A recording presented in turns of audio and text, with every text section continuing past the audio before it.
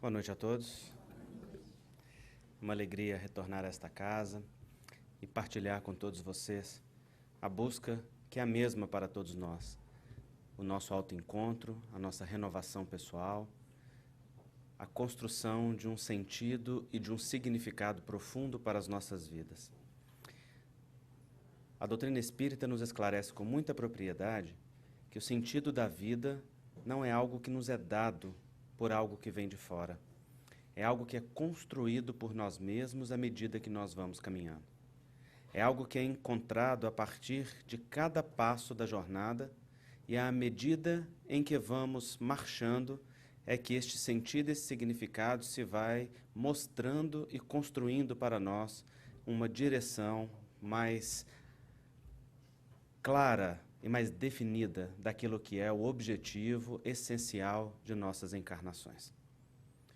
Isto só se faz com profundo autoencontro, com uma profunda atenção naquilo que vige e atua em nós e a partir de nós a cada instante. Não vem do outro, não é dado por uma pessoa de referência, não é dado por um médium, por uma autoridade, não é dado por uma pessoa que represente uma religiosidade. É algo que é descoberto a partir de um sentido profundo que nasce de dentro do próprio coração. Na medida que o coração se aquieta, acerena no centramento necessário para se conectar consigo mesmo e perceber lá de dentro, com calma e serenidade, aquilo que é o caminho ou a ação que deve guiar a atitude naquele instante. É uma atenção profunda que nós precisamos ter. Há entre nós um conflito permanente entre o ego e a essência. O ego é superficial, diz respeito a esta vivência temporária que nós temos aqui e agora. A essência é profunda e eterna. O ego muda a cada encarnação. A essência é a mesma de uma encarnação para outra. Segue com os acréscimos e as conquistas, com as possibilidades que são despertadas a cada momento. Então, o ego fala com urgência, com força, com violência, com agressividade, com desrespeito, enquanto a essência fala com serenidade, com centramento, com calma, com suavidade. A voz que vem da essência, a única capaz de nos dar um caminho e um norte pacífico, é aquele que vem com calma de dentro de nós e nos enche em um sentimento de presença e preenchimento tão grande que nós temos a certeza que o passo a ser dado naquele momento é aquele. Já o ego surge com uma urgência derivada de uma carência, derivada de uma falta, de um incômodo, de uma insatisfação, de uma projeção de nós mesmos no outro, de uma insatisfação, de um desejo de controle, que quando não satisfeito, rebela-se, tornando-se, de certa forma, violento. E por violência aqui não quero me referir apenas àqueles atos agressivos que nós fazemos contra o outro. A grande maioria dos processos de violência não são contra o outro, são contra nós mesmos. São violências internas, são violências na autossabotagem, em que nós, muitas vezes, destruímos com uma mão que levamos tempo para construir com a outra. Em que nós puxamos o tapete da vida nos momentos, às vezes, mais felizes ou mais importantes. Ou colocamos para nós ali espinhos, naquela caminhada ou naquele roteiro em que o carro terá que passar e que nós sabemos fatalmente que ali os pneus vão furar e aquele carro vai perecer. Então é um cuidado e uma atenção que nós devemos ter, mergulhando dentro de nós mesmos para saber aquilo que nos norteia e aquilo que nos leva adiante. Mas esse não é o tema dessa noite. Mas deu vontade de falar e eu sigo sempre a intuição. Nosso tema nessa noite são os conflitos familiares à luz do Evangelho. E quando nós analisamos a doutrina espírita, as informações que ela nos traz a respeito da imortalidade da alma, a análise da vida se amplia profundamente. Porque compreender a família à luz da reencarnação nos traz uma perspectiva muito nova. Nós percebemos, no conhecimento de que as vidas são solidárias entre si, que as pessoas que compõem uma família não são formadas ao acaso, que aquele não é um grupo fortuito formado pela sorte ou pela ocasião. Ali, naquele ambiente, naquele núcleo que nós chamamos família, está um planejamento espiritual, está uma direção sábia, justa e, sobretudo, amorosa, conduzindo-nos para aquilo que cada um de nós necessitamos, porque a divina providência reúne no ambiente sagrado do lar aqueles que necessitam com aqueles que devem. Aqueles que têm condições e potencialidades com aqueles que necessitam desenvolvê-las. E isto de uma tal forma que não coloca as pessoas no ambiente como uma é aquela que doa e outra aquela que recebe exclusivamente, mas coloca no mesmo ambiente pessoas que ao mesmo tempo necessitam e são potenciais, com outras que necessitam e têm também potenciais, para que aquelas necessidades e potenciais se complementem uns aos outros. Assim, todos se ajudam mutuamente ali na escala do progresso. Mas, naturalmente, nós reencontramos ali no ambiente da família aqueles com os quais já convivemos e temos simpatias e antipatias anteriormente conquistadas. Aqueles com os quais flui a energia e a vibração do amor e aqueles com os quais ainda devemos desenvolvê-la. E é interessante porque esta mistura forma uma coisa muito simples e bem fácil de controlar, que em linguagem psicológica nós poderíamos dizer que é um caldeirão fervente. Tudo em ebulição o tempo todo. Tudo revirando a todo momento. Porque a cada instante nós estamos colocados nos nossos desafios de convivência, lidando com aqueles que mais nos conhecem, sem as máscaras sociais que nos protegem na relação social com o outro fora de casa, tendo a necessidade de desenvolver virtudes que nos são necessárias ao progresso. E todos nós sabemos que isto é um grande desafio. Desafio tão grande que muitas vezes dá vontade de desistir. Dá vontade de largar e deixar de lado. Dá vontade de passar ao lado e abandonar. Abandonar aquela relação, abandonar aquela intimidade, abandonar aquele cuidado, abandonar aquelas questões que fazem parte da vida familiar. Mas ao abandonar a vida familiar, nós estamos nos abandonando. Porque aquela vida familiar contém algo essencial de nós. E claro, não estamos dizendo aqui que cada um de nós é responsável pelo outro e deve fazer pelo outro aquilo que lhe compete fazer, como se a relação no ambiente familiar devesse ser uma relação de dependência ou de submissão. Longe disso. Estamos apenas dizendo que, quando descuidamos das relações familiares, descuidamos daquilo que é essencial, daquilo que é mais sagrado nas nossas vidas. E, naturalmente, os efeitos disso são vivenciados e sentidos em todas as relações que temos na vida. A relação conosco mesmo, a relação com o próximo, a relação com os outros, a relação com todos. Então, precisamos pensar estas relações familiares. E precisamos pensar a partir daquilo que forma uma família, que é a relação de casal. A relação que mais frequentemente é descuidada. E isto tem um profundo impacto na vida familiar. A relação de casal é aquela que forma o ambiente familiar, é aquela que vira referência para o ambiente familiar, é aquela que sustenta a relação familiar e é aquela que leva adiante uma família equilibrada. A relação de casal é formada de forma muito especial por aqueles que necessitam estar juntos, quando atraídos verdadeiramente pela afinidade, pela sintonia, guiados e conduzidos pelos movimentos espirituais que conduzem o processo reencarnatório. Emmanuel é muito claro no livro Vida e Sexo, quando ele diz com muita propriedade: reencontramos no lar, e particularmente na relação de casal, aqueles que temos necessidade de reencontrar. E então ele faz um acréscimo muito significativo. Ele diz assim: reencontramos cada um no exato ponto em que o deixamos. Exatamente na condição que ajudamos a construir, com as características que colaboramos para que se formassem na intimidade. Ou seja, virtuosos ou viciosos, com aquelas características que, claro, dizem respeito ao livre-arbítrio pessoal, mas que teve a nossa participação muito frequentemente num passado de vivência conjunta e que agora a vida reúne novamente em novo agrupamento familiar para que nós tenhamos a possibilidade de reeducar-nos para uma vida plena e uma vida mais ampla, que se resume numa vida mais amorosa.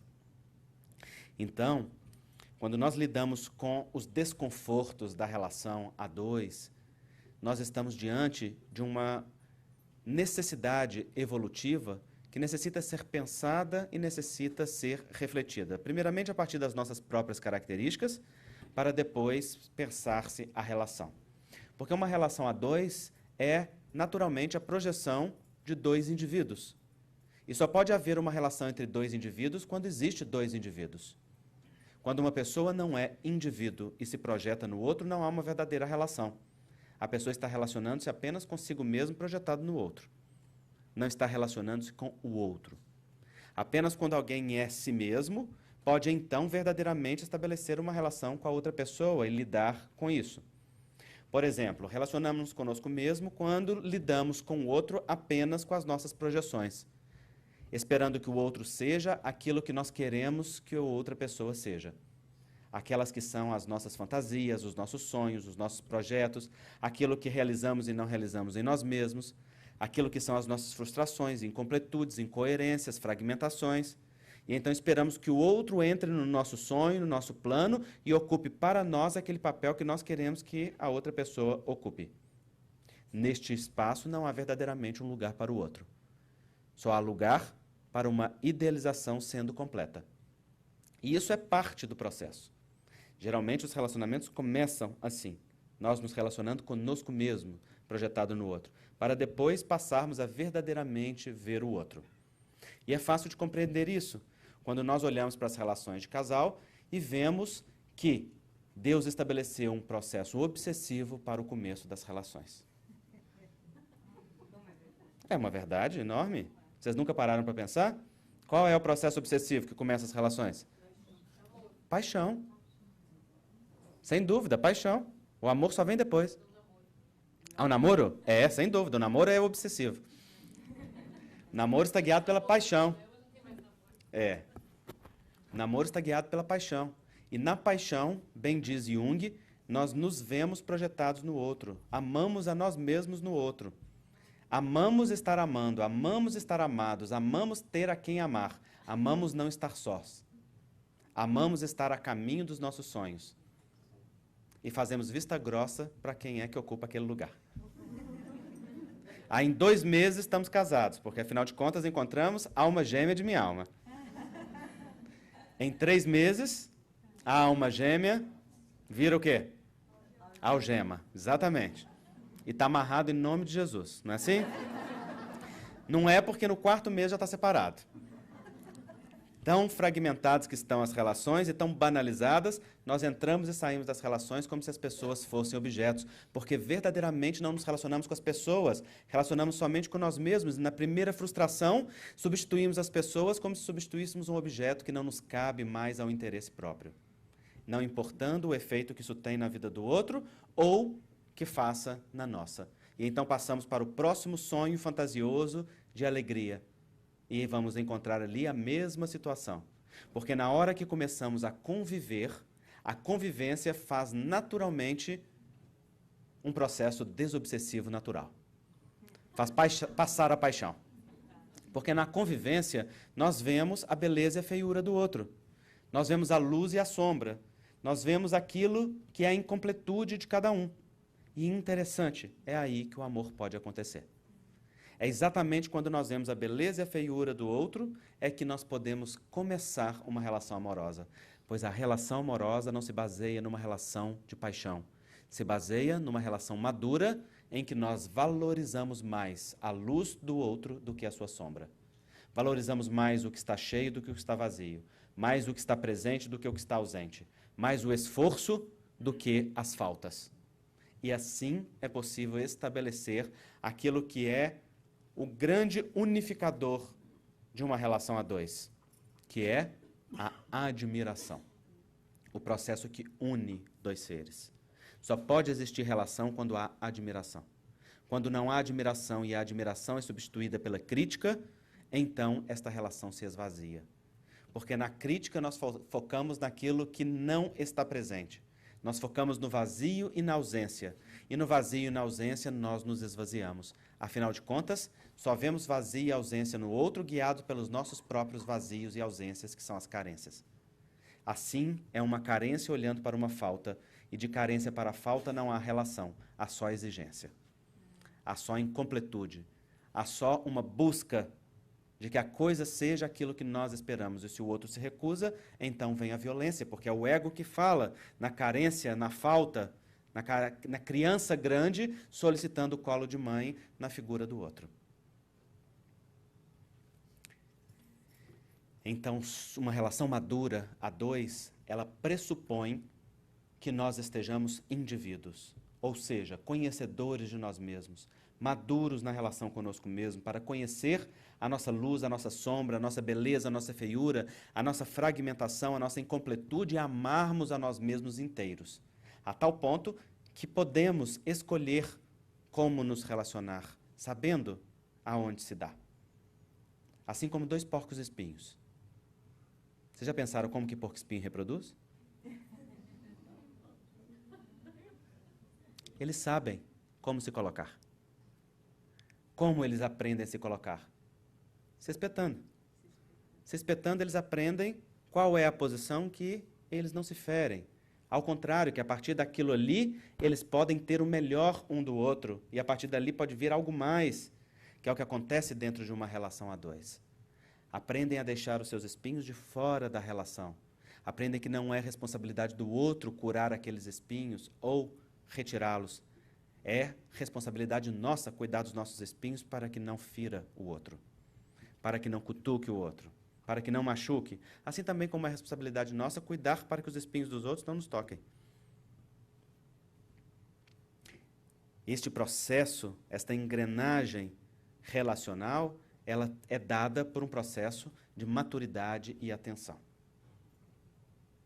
Mas é interessante porque muitas vezes, à luz da reencarnação, as pessoas se iludem com os conteúdos da relação a dois, como se eles fossem obrigatoriedades que nós devemos viver ou como se fossem coisas superficiais. E assim tem um discurso espírita caridoso, na verdade não discurso do espiritismo, mas de pessoas espíritas, que diz algo muito curioso. Frequentemente a gente ouve alguém falando assim: eu vou tolerar este homem até desencarnar, depois eu nunca mais quero ver. Ou vou tolerar esta mulher até o final dessa encarnação, depois eu nunca mais volto junto.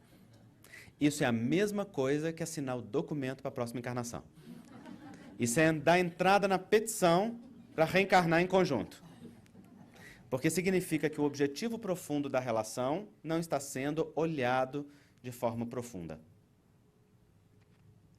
Vou contar um caso para vocês. Eu fiz parte de uma casa espírita no Brasil que homenageia uma mulher no seu nome, que foi uma mineira arretada.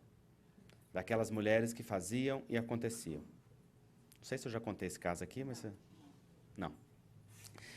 Então, esta mulher, vocês imaginem, ela era merendeira de escola. Nunca ganhou um salário mínimo, distribuía merendas. E ela teve 6 filhos, adotou mais 3 casais de idosos e dava sopa para a sua comunidade. Como que ela fazia isso? Só Jesus e a caridade o sabem. Não é? Era uma mulher de fibra, de garra. E essa mulher era casada com o seu Dema. E o seu Dema, de fato, era o Dema. E os dois viviam em pé de guerra. Brigavam feito cão e gato. E o Dema, eu digo, que não era um homem muito esperto, não. Porque ele dizia assim para ela, certo dia ele disse: a senhora decida, ou eu ou esse trabalho social que a senhora realiza. Antes que ele acabasse de falar, as roupas dele estavam voando pela janela. E ela mandando-o pegar do lado de fora e só retornar na hora que aprendesse a respeitar o trabalho que ela fazia. E um dia ele levantou a mão para bater nela. Ora, para a mulher não se levanta nem um dedo, quanto mais uma mão inteira. Mas para uma mulher médium, e médium de efeitos físicos, isso é suicídio completo. Na hora que ele levantou a mão para bater nela, o mentor espiritual dela incorporou. Ela era médium, mas não era espírita, nem o mentor. Ele incorporou, com uma mão levantou um armário, E esse fenômeno, Allan Kardec o explica no Livro dos Médiuns, o fluido do perispírito do espírito, aliado ao fluido do perispírito do médium, de manifestações físicas, cria uma combinação fluídica baseada no ectoplasma que anula a força da gravidade e é controlado pela força mental do espírito. É um fenômeno simples. O espírito incorporou, com uma mão levantou um armário, jogou em cima do homem e disse para os filhos que assistiam a cena: ai de quem tirar ele aí de baixo, vai se ver comigo. Que é para ele aprender que para a mulher não se levanta nenhuma mão. Na verdade, os espíritos estavam protegendo aquela que era parceira deles no trabalho do bem. O fato é que esse homem depois não podia nem ouvir falar o nome daquele mentor, que ele corria léguas. Nunca mais levantou a mão para ela. E ela dizia assim: eu vou tolerar o Dema até desencarnar, depois eu nunca mais quero ver. E ela desencarnou cedo. Desencarnou com cardiopatia chagásica. Teve a doença de Chagas, coração cresceu, uma insuficiência cardíaca e morreu. E a primeira mensagem ela mandou para o filho através de Chico Xavier. E na mensagem ela começava assim: meu filho, agradeço a Deus a oportunidade misericordiosa de retornar à vida física com seu pai. O filho falou: não é mamãe, é obsessor. Mamãe escreveria qualquer frase, menos essa. Mas ela continuava na carta e ela dizia: quando cheguei do lado de cá na vida, tive acesso aos nossos registros espirituais e pude perceber que nós dois temos voltado juntos em inúmeras encarnações, sem termos até hoje verdadeiramente aprendido a nos amarmos. Daqui para frente, ser-lhe-ei protetora espiritual. E se tornou daqueles espíritos familiares que cuidam de nós, junto dos mentores, que inspiram, que socorrem, que ajudam, e em muitas ocasiões ela estava ali ao lado dele. E ele continuou o Dema, do mesmo jeito. Quando ele foi desencarnar, os espíritos estavam preocupados com ele, porque vocês sabem que do lado de lá da vida, nós damos sequência natural à vida que temos aqui. A morte não é nenhum anjo miraculoso que nos transforma em santos da noite para o dia, não nos renova a personalidade, nem nos muda os interesses, senão nos revela a vida verdadeira, demonstrando o que são as nossas verdadeiras aquisições, plantios e semeaduras. A morte é como um véu que se revela, abrindo o canal de acesso à verdadeira natureza de nós mesmos.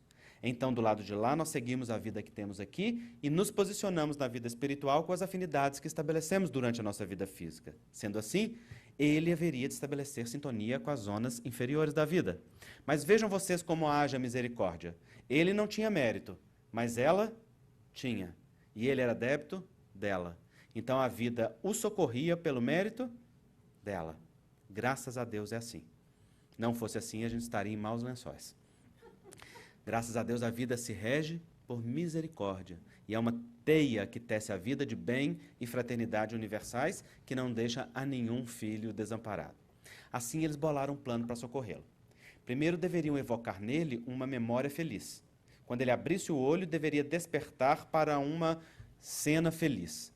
Olharam nos arquivos da memória e descobriram que o momento do seu casamento foi um momento extremamente feliz. Porque não se enganem, aqueles que nós odiamos e temos as maiores dificuldades relacionais são aqueles que nós mais amamos. Aqueles com os quais nós temos mágoas e dificuldades são aqueles que mais importam para nós. Aqueles que ocupam o espaço mental dos nossos ressentimentos, implicações e desconfianças, esses são aqueles que têm mais lugar no nosso coração. E para esconder do amor, nós ficamos nas mágoas, nos ressentimentos, no ódio, que são manifestações de uma negação, para não lidar com aquele amor profundo que verdadeiramente é admiração, reconhecimento, inveja, desejo de proximidade, desejo de estar perto.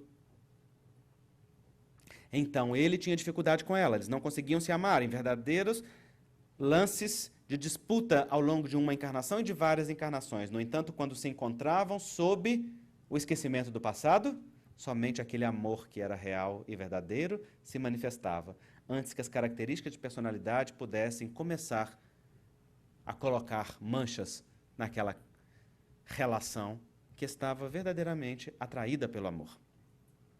Assim, na hora que ele despertou, ela estava vestida de noiva, igual o dia do seu casamento.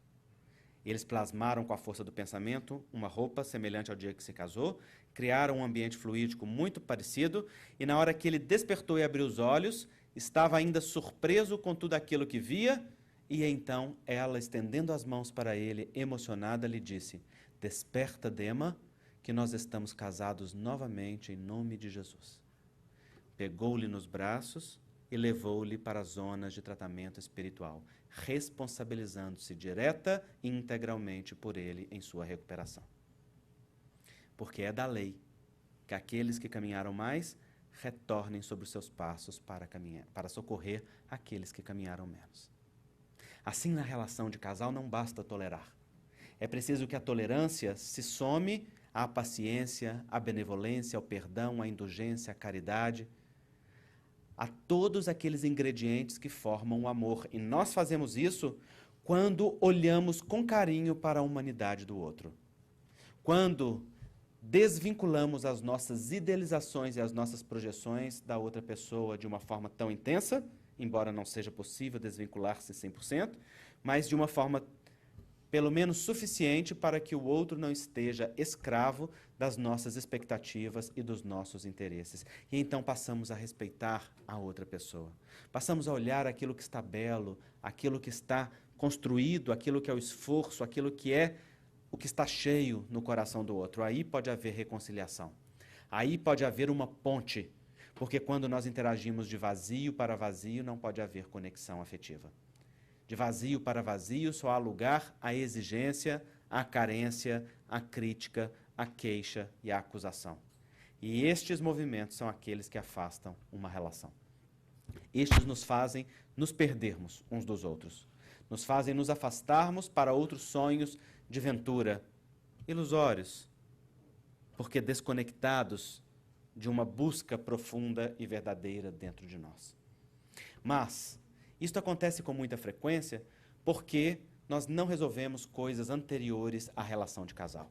A maioria dos problemas na relação de casal não derivam do casal. Vem de uma relação anteriormente não resolvida. Com quem? Com quem? Antes de nós mesmos. Com os nossos pais. Exatamente. Com os nossos pais. A relação com os nossos pais é a relação mais sagrada do mundo. É a mais importante. É aquela do qual deriva todas as outras coisas. No entanto, quando nós não temos resolvido a nossa relação com os pais, nós vamos buscar fora aquilo que só a relação com eles pode dar. Por exemplo, amor incondicional. Onde é que a gente encontra? Mãe e pai. É muito interessante porque as mulheres acham que os filhos são delas. As mulheres, porque carregam os filhos no ventre, acham que elas têm direito exclusivo aos filhos. Essa é a fonte de um movimento muito problemático, que geralmente exclui o homem e exclui o pai, com amplos efeitos no filho. Mas sim, o amor incondicional vem de mãe e de pai. Somente na relação com os pais nós temos amor incondicional. Na relação a dois, existe amor incondicional? Não. Na relação a dois, o amor é absolutamente condicionado. Para de dar o que o outro precisa para você ver. Começa a decepcionar e a frustrar. Não é? Começa a abrir espaço para o vazio. Confiança absoluta. Em qual relação nós temos confiança absoluta? Pai e mãe. Só os pais confiam plenamente em nós. Ah, Andrei, não, meu pai não confia em mim, não. Minha mãe não confiou em mim. Sempre confiaram. Porque somente alguém que confia bota alguém no mundo. No momento que dois seres colocam alguém como continuidade deles no mundo, eles confiam plenamente que aquilo que é deles seguirá com honra e sucesso naqueles que vêm depois. A confiança dos pais não é dada pelo mérito ao longo da vida. A confiança dos pais é dada gratuitamente ao existir. Cada um de nós já reencarna com a plena confiança dos nossos genitores. Eles confiam que aqueles que ali estão seguirão bem-sucedidamente. E dedicam-se a isso, do jeito que podem e que dão conta. Mas na relação de casal, existe confiança absoluta? Sim ou não? Ah, mas eu quero que o outro confie em mim 100%, eu quero confiar na outra pessoa 100%, não tem jeito não? Se você for esperto, não. Relação de casal, a confiança não é 100%. Relação de casal é muito simples, vou dar uma regra básica e fácil para vocês. Relação de casal é assim, um olho no peixe, outro no gato. O tempo todo. Claro que a relação de casal ela chega num nível de intimidade, de conexão, que ela não demanda nenhuma vigilância. Mas não estar em vigilância não significa que você está descuidado daquela relação. Ao contrário, é preciso que ela esteja sendo nutrida e cuidado continuamente para que ela esteja sustentada em algo que seja sólido. Não é assim? Então, quando nós não tomamos o amor dos nossos pais como ele é, nós vamos buscar esse amor onde não tem. Exigimos que os nossos parceiros e parceiras nos amem com um amor que só pai e mãe têm para dar. Exigimos que as pessoas que estão ao lado tenham para conosco relações parentais, que não lhes compete na totalidade, apenas numa pequena porcentagem na relação de casal. Exigimos que algo essencial venha do outro e esta cobrança vira um impeditivo da relação plena de casal. Na relação com os pais, só tem um movimento que nos leva a uma vida plena. Como é que chama? O que nós precisamos ter na relação com os pais que nos leva a uma conexão profunda? Amor nós sempre temos. Filho não existe opção do filho não ter amor pelos pais. Porque lá na intimidade mais profunda, o filho sabe que só existe graças àqueles dois. Mesmo quando ele está magoado, rebelde, briguento, lá no mais profundo tem amor. Levando ele, inclusive, para caminhos de repetição de padrões daqueles que vieram antes e que ele critica. Amor sempre tem, mas tem uma coisa que tem que ser desenvolvida. Respeito, que é ingrediente de quê? De algo maior ainda que o respeito. Gratidão. A gratidão é um movimento que nos conecta profundamente à força dos nossos pais. Mas gratidão na relação com os pais não é dizer muito obrigado, não. Isso é muito barato.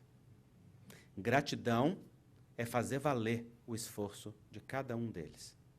O filho é grato quando olha para os pais com um amor que se manifesta sem crítica, sem exigências, sem julgamento e sem dó. Porque a crítica, a exigência, o julgamento e a dó retira do filho a conexão com os pais. Sempre que nós julgamos, criticamos ou temos dó, saímos do lugar de pequeno e vamos para um lugar de grande. Aparentemente superiores. Porque só critica e só julga aquele que tem direito. Qual é o direito que nós temos diante dos nossos pais? Esse silêncio é revelador. Nenhum. Diante dos nossos pais, nós só temos deveres. Porque quando eles se uniram e nos deram a vida, deram algo tão grandioso, tão infinito, tão gigante, que isso coloca-os num lugar de honra e de grandeza que eles jamais perdem. Não tem nada que tira eles dali. Não tem nenhum mas que nós colocamos nessa frase que possa justificar qualquer mudança de postura. Mas depois que eles dão a vida, vem uma história humana. Dá, não dá, tem, não tem, falta, presença, dá de mais, dá de menos, não é assim? Aí nós fazemos uma mão cheia daquilo que faltou, às vezes justa, às vezes fantasiosa, e ficamos olhando para ela e cobrando. Cobrando às vezes claramente ou cobrando às vezes silenciosamente, só dentro do nosso coração sem falar nada. Só com uma crítica silenciosa. Ora, aqui, em cada parte do nosso corpo, tem 50% do papai e 50% da mamãe.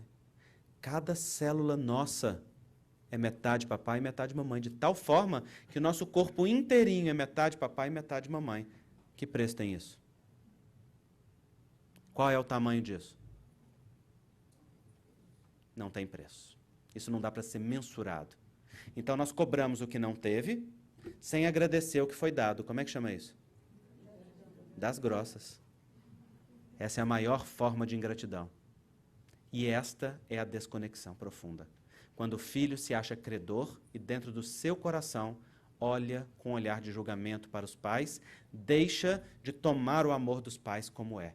Deixa de se abastecer lá no mais profundo do amor que já está em cada um de nós, porque este amor vibra nas nossas células mais profundas. E aqui está registrado o amor dos nossos pais de forma plena. Ah, Andrei, mas eu não tive afeto, eu não conheci meus pais, ou então não tive o cuidado deles.